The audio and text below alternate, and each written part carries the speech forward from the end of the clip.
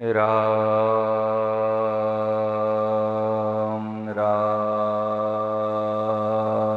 राम राम राम राम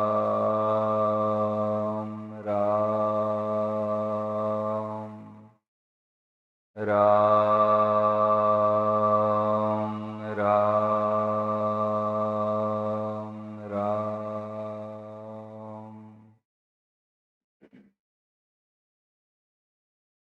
श्रद्धेय स्वामी जी महाराज के श्री चरणों में सभी साधक साधिकाओं के तरफ से हार्दिक प्रणाम। सभी सत्संग प्रेमी भाई बहनों को सप्रेम हरिस्मरण।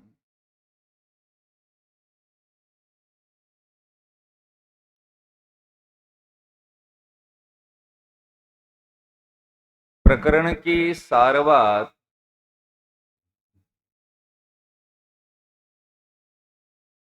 सूत्रात्मक रूप में इस प्रकार की है।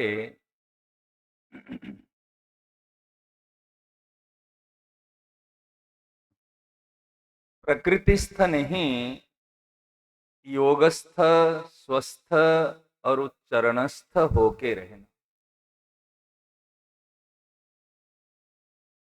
जो प्रकृति में रहता है वो ही सुखी दुखी होता है।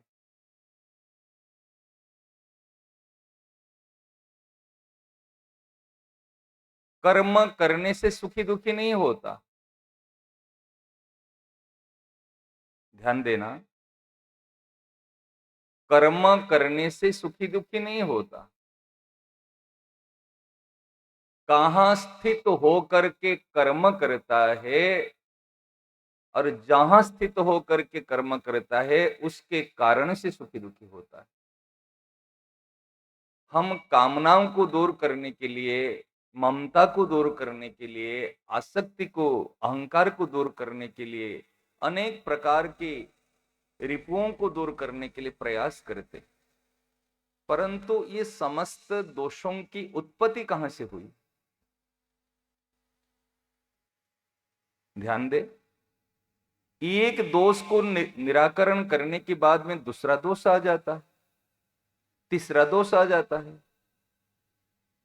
आज एक सुंदरता की ओर दृष्टि गई तो काम हो गया, और एक वस्तुओं के मूल्य की तरफ दृष्टि गई तो लोभ हो गया, उसमें बाधा पड़ी तो क्रोध हो गया, मद मत्सर आदि अनेक दोषों की उत्पत्ति हुई। परंतु मूल में वो भूल क्या है, वो दोष क्या है, इसकी तरफ साधक दृष्टि नहीं देता।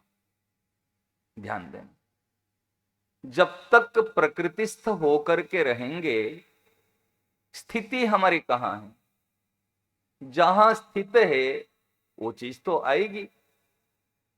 और टेम्पररी इलाज करते हम काम को, क्रोध को, मोह को दूर करने के लिए, और दूर हो जाए ये बड़ी बात है। और दूर हो जाने के बाद में और एक भूल होती, अभिमान मैंने दूर कर लिया, और उसी अभिमान को हमने कृपा से देखते, जैसे नारद जी महाराज जी ने देखा, कृपा तुम्हारी हे भगवान, वो तो कृपा माना ना।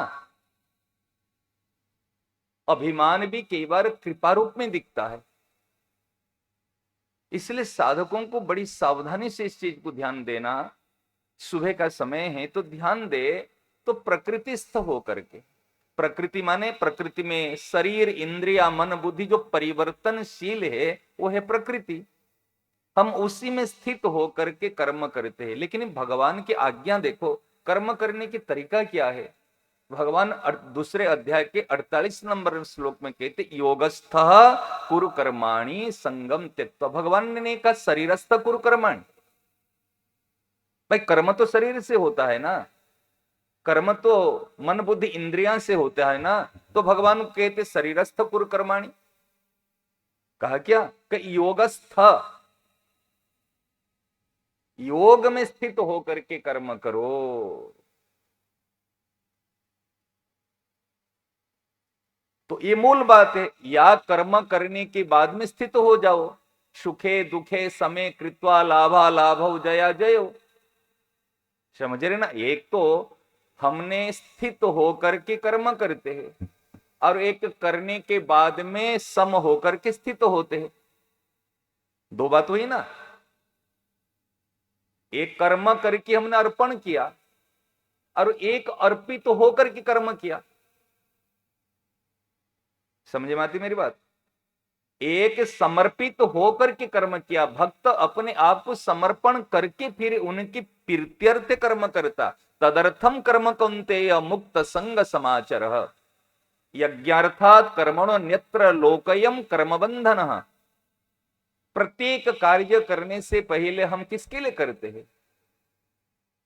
यदि अपना सुख के लिए करते हैं, मनमानी करते हैं, वो कर्म अवश्य बांधेगा। कर्म बंधन का फल क्या है?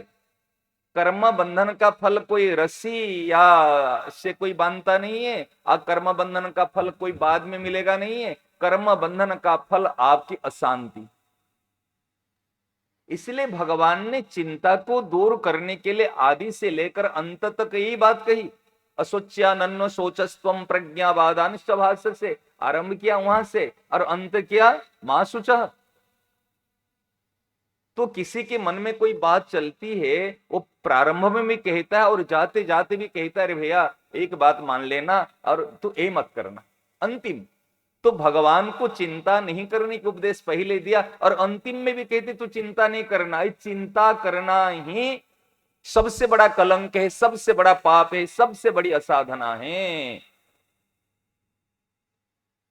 जो सुखी दुखी होता है ये संसारी है।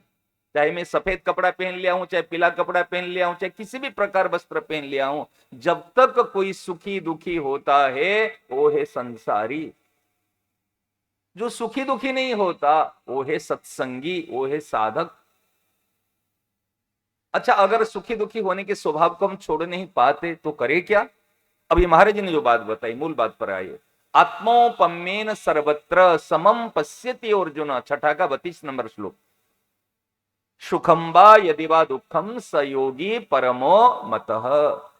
शरीर के नाते सबको अपना मानो, चाहे आत्मा के नाते सबको अपना मानो, चाहे ईश्वर के नाते सबको अपना मानो। और किस लिए अपना मानना? व्यक्तिगत संपर्क नहीं जोड़ना, सेवा करने के लिए अपना मानना। शरीर मेरा शरीर जैसे, उनका शरीर वैसे, ये भी पंचभूत से निर्मित, वो भी पंचभूत से निर्मित, वो भी श्वास ले रहा है शरीर, ये भी श्वास ले रहा है, तो शरीर में एकता है। इसलिए शरीर के नाते अपना मानना, और अपना मानना सुख के लिए नहीं, अपना मानना सेवा करने के लिए। जैसे नैनम छिंदन्ति शस्त्राणि नैनम दहति पावक, ये आत्मा अजर अमर है, ऐसे उसकी चिंटी के अंदर में जो आत्मा है वो भी अजर अमर है। आत्मा के नाते फिर उनकी सेवा करना, और भगवान के नाते सबका मालिक भगवान के नाते भी उनकी सेवा करना। हम क्या करते हैं ना, अपने सुख में सुखी और अपने दुख में दुखी, ये ही वास्तव में कुसंग है। अब बताओ, ये कुसंग हम करते ना नहीं करते? गीता, रामायण, भागवत, हनुमान चालीसा से लेकर पुरुषोत्तम मास में तो कितने अधिक कार्य करते हैं। लेकिन अगर कोई व्यक्ति संकल्प कर ले, मैं अपने सुख में सुखी और अपने दुख में दुखी नहीं होऊंगा, जब तक वो अपना सुख में सुखी अपना दुख में दुखी होता है तब तक आगे कैसे बढ़ सकता है? करे क्या करे, सुखी दुखी होने की आदत पड़ी है, ये आदत नहीं छूटती है। अगर आदत नहीं छूटती है तो एक काम करो, दूसरे के सुख में सुखी हो जाओ और दूसरे के दुख में दुखी हो जाओ। जब दूसरे के दुख में दुखी हो जाएंगे तो हमारे जीवन में दुख का स्पर्श होगा ही नहीं, और दूसरे के सुख में सुखी हो जाएंगे तो अपने सुख के लिए प्रयास करना पड़ेगा नहीं। जब तक हम अपने सुखम वा यदि वा दुखम सयोगी परमो मत, परम योगी है। भगवान कहते मेरा मत है, श्रेष्ठ योगी है। इसलिए भगवान कहते तस्माद योगी भवार्जुन, तस्माद भोगी भवार्जुन नहीं कहा। भगवान ने कभी भोगी होने के लिए नहीं कहा, भगवान ने संबोधन किया योगी भवा, योगी बन जाओ। और हम क्या बनते हैं?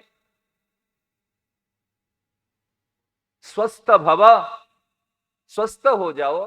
क्षमा दुख सुख स्वस्थ, जो दुख में और सुख में सम हो जाता है वो स्वस्थ।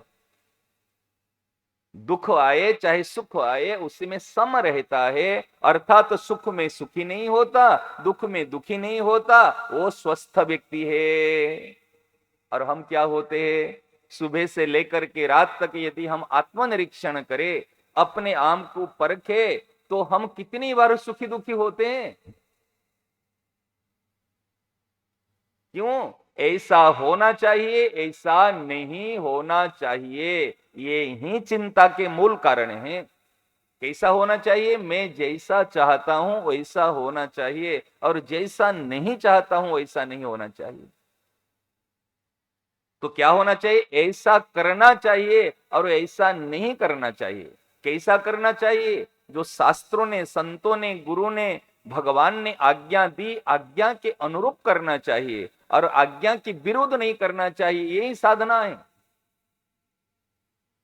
इसको भगवान ने कहा कर्मण्येवाधिकारस्ते, ये कर्म करने में तेरा अधिकार है। लेकिन हमने फल प्राप्ति के, फल मतलब रुपया पैसा धन आदि नहीं है, फल मतलब ऐसा होना चाहिए ऐसा नहीं होना चाहिए, यही फल है।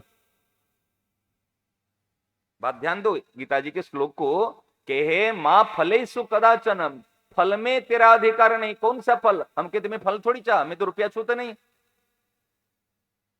मैं तो कोई स्त्रियों का मुख दर्शन नहीं करता, चाहे कितनी भी कुछ कर लो, अगर मैं सोचता हूं मैं जैसा चाहता हूं ऐसा होना चाहिए और जैसा नहीं चाहता हूं ऐसा नहीं होना चाहिए, यही फल है, उसमें व्यक्ति बन जाएगा, बन जाएगा। अरे भैया हमारी मन चाहिए क्या? जो सबकी मन चाहिए पूरी कराते हैं शंकर बाबा, और आखिरी उनको कहना पड़ा होई सो जोई राम रचि राखा, को करी तर्क बढ़ा वही शाखा, अस कहीं लगे जपन हरि नामा। जो सबके मनोकामना को पूरी करने वाले ओढ़रदानी है, वो भी कहते कि मेरी भी इच्छा पूरी नहीं हुई, मेरी बात भी चली नहीं, सती मेरी बात भी मानी नहीं। सही ना? नहीं, जब उन्हीं की बात नहीं मानी तो हमारी बात कौन मान लेगा? और हमारी बात मानी नहीं तो हम कितने दुखी होते। सबसे बड़ा दुख तो जब हमारी चलती नहीं, जब हमारी बात कोई मानता नहीं। विचार करो ना, सबसे बड़ा तो दुख वहां की है, खाने को मिला कि शरीर स्वस्थ नहीं रहा, ये तो दुख होता है। लेकिन सबसे बड़ा दुख होते जब हमारी बातें, हमारे छोटे, हमारे जिनको हम प्रेम करते, जिनको हम चाहते, जिनके लिए हमने समय दिए, जब वो नहीं मानते तो सबसे बड़ा दुख होता है। सही ना? नहीं, उस समय शंकर भगवान को याद करना, सती ने भी उनकी बात नहीं मानी, तो उस समय में हमारी स्थिति क्या होनी चाहिए? तो महाराज जी ने बड़ी सुंदर बात बताई आज के जो प्रकरण में। और एक बात देखिए, ये जो बात है, 3 योग की बात महाराज जी ने कही, कर्मयोग, ज्ञान योग और भक्ति योग। कर्मयोग है भौतिक साधना, ज्ञान योग है आध्यात्मिक साधना, और भक्ति योग है आस्तिक, जो श्रद्धा विश्वास करने वाले उनके लिए साधना। तो कर्मयोग में क्या करना है? जो कर्म है भौतिक साधना में, अगर चाहते हैं दूसरे को सुख पहुंचाओ, दूसरे के दुख में दुखी हो जाओ, ये मृत्यु धर्म शरीर से भी अमृत तत्व को हम प्राप्त कर लेंगे, जो तो नाशवान है। देखो 3 चीज है, एक है जीव, एक है जगत और एक है जगदीश। यही शास्त्र है, हमारे शास्त्रों में तीनों का वर्णन किया गया है, जीव, जगत और जगदीश। गीता जी का 15 अध्याय। आज एक प्रसंग बस बता रहे हैं, अभी पुरुषोत्तम मास चल रहा है ना? तो अभी गीता भवन में लगभग 1 महीना एक लाइन पर बात चली, सेठ जी के एक वचन पर, एक वाणी पर, ये मनुष्य जीवन का लक्ष्य 16 आना से 15 आना है, और 1 आना उसमें 3 पैसा भाव है और 1 पैसा क्रिया है। बस लक्ष्य बनाना नहीं है, लक्ष्य बनी बनाई है। ईश्वर ने लक्ष्य बनाया तब मानव शरीर दिया, समझ रहे ना। ईश्वर ने लक्ष्य बनाया तब मानव से, इसके 1 महीना तक चर्चा हुई और नवीन नवीन बातें एक लाइन को लेकर 1 मास। यहां पर विचार ऐसे आया है क्योंकि यहां तो सारे साधक बहुत उच्च स्तर के साधक है, ऊंची उसी क्लास स्तर की बातें होती है, परंतु हमारे मन में एक बात बैठी है कि भाई कुछ ये पुरुषोत्तम मास में हम कुछ ऐसे करें जिसमें क्रिया की तरफ प्राय करके दृष्टि रहती है। ये कि सेठ जी ने कहा क्रिया 1 आना है, 1 आना नहीं 1 पैसा है, समझ रहे ना।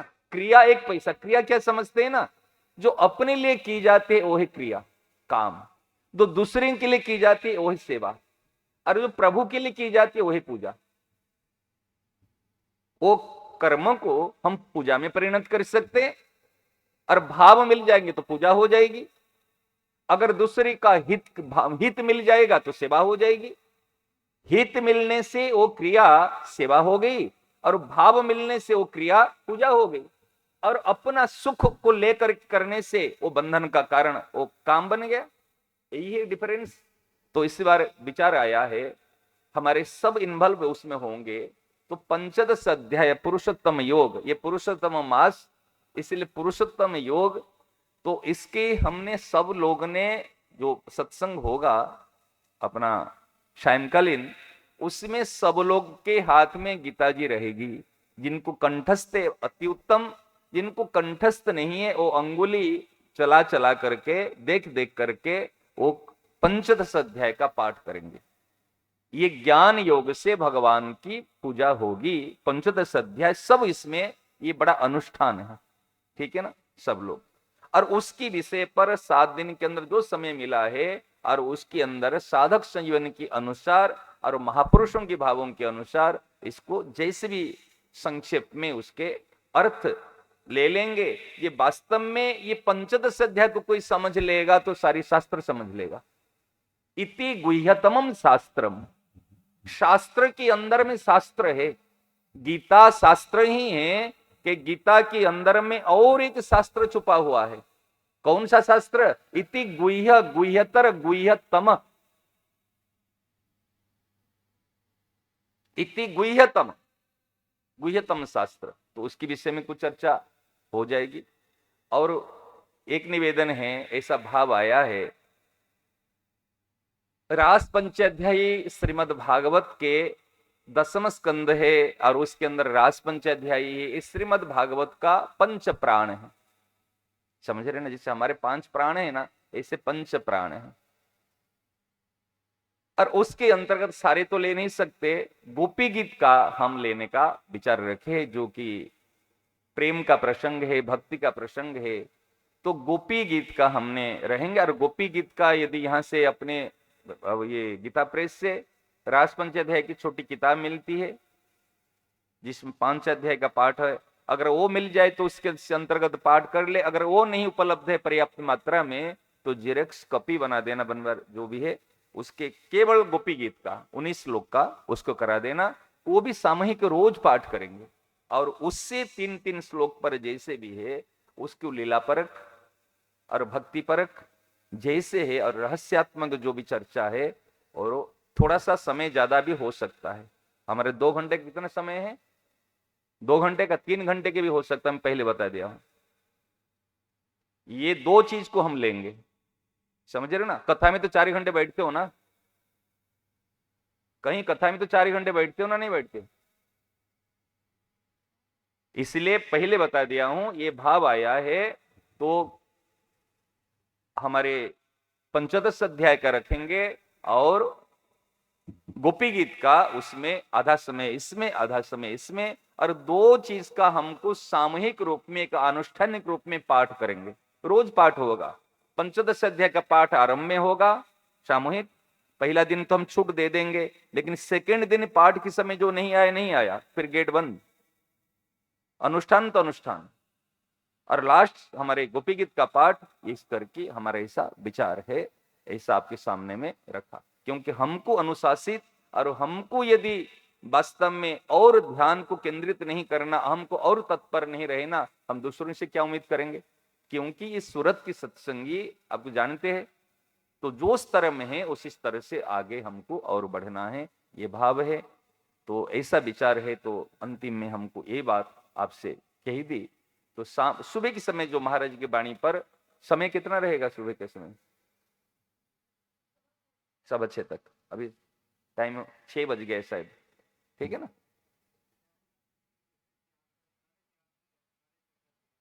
हाँ,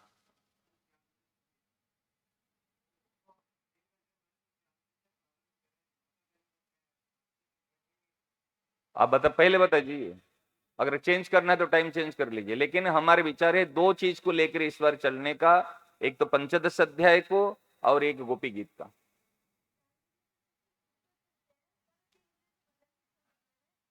4 बजे से शुरू कर ले, गर्मी में नहीं आओगे मुझे पता है।